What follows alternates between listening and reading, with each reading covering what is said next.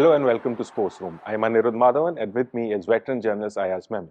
On today's episode, we're going to be talking about the ongoing Asia Cup and India's journey into the final. So, first question I ask, India won the last two games, but in like totally opposite ways. They've dominated Pakistan and it was a hard-fought victory against Sri Lanka. This sort of indicates that India can win from any position. I mean, that's got to be a good sign heading into the World Cup, right? It is. I think in the last two matches, actually the perception has completely turned around about India's how the Indian team is doing and is likely to do perhaps also in the World Cup, because there's still the final to be played, but this turnaround is significant because there were so many questions raised about is Rahul going to be fit, and how well is Kuldeep going to bowl, or how much what is his form like between Ishan Kishan and Rahul. Should there be one who plays in the team, or both, one as a wicketkeeper batsman, the other as a batsman? And what about the form of Virat Kohli and Rohit Sharma and Shubman Gill? And I think a lot of these questions have been answered in the two matches in different ways. As you mentioned, the results of the two matches were both victories for India, but they came in different styles. And I think both were very important, because beating Pakistan, obviously, there's a huge amount of psychological, kind of boost you get, and beating them with such a huge margin. It was a walloping that Pakistan got. Just gives you that much more confidence going into the Asia Cup final, whoever may be the team playing there, and also the World Cup coming up. And then in very trying circumstances, winning the match against Sri Lanka. Sri Lanka playing at home, putting up a really stiff fight, and on a very different kind of a pitch, and then coming out trumps there also, and then some other set of people coming good. So all in all, I think it started off very in a rather shallow fashion for India, this campaign in the Asia Cup, but it's picked up momentum, and hopefully we'll see a cracking performance on Sunday. Yeah, as you were saying, like a very intense performance by Sri Lanka in favorable conditions, no doubt. But then I think it was also the first time that India's lost all of its wickets to spin. I think in ODIs, if I'm not correct. So India is also, as in you saw spin, like they took 10 wickets. India also had the Kuldeep in the spin department. Although we got the first three wickets were paced, but then Kuldeep, you've seen this incredible run of like two games. Like he's got 9 wickets in the last two games. So is he heading towards becoming India's first choice in the World Cup, do you think?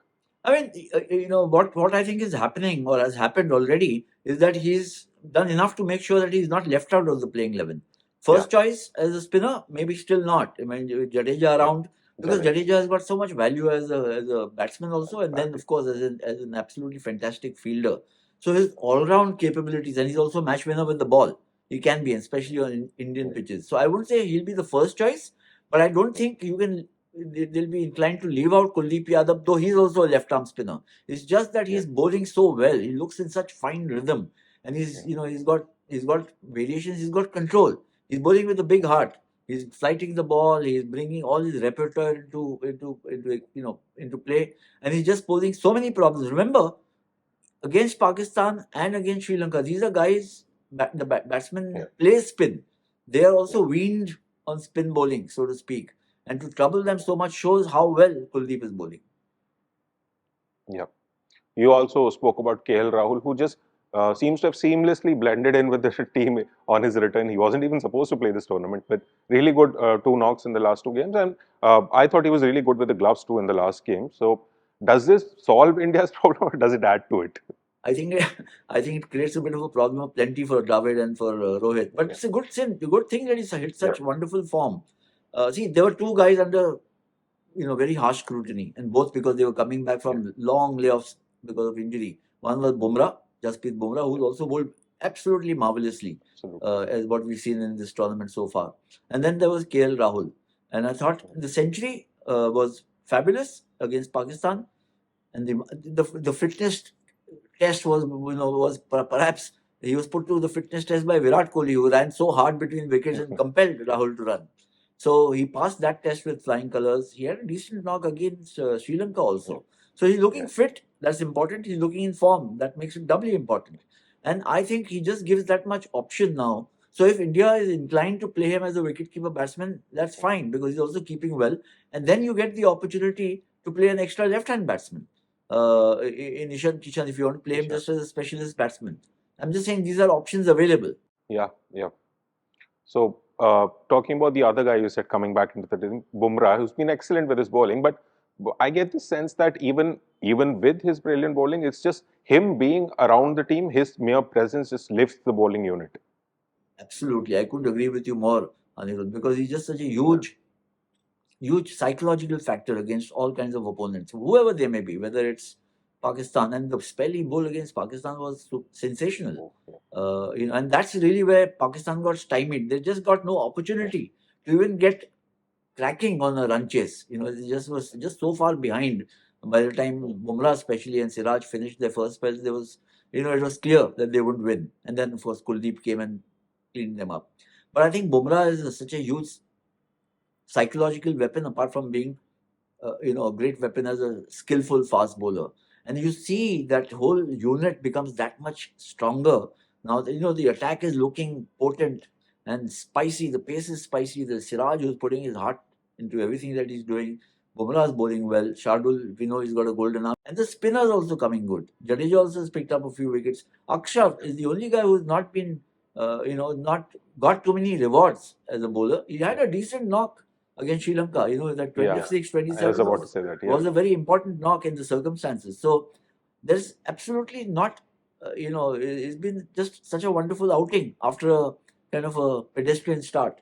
Yeah. Also, Hardik Pandya in the middle overs. Oh, he's yes, also. Hardik. I mean, he's the, earlier we used to discuss who's the X factor. Now there are so many X factors.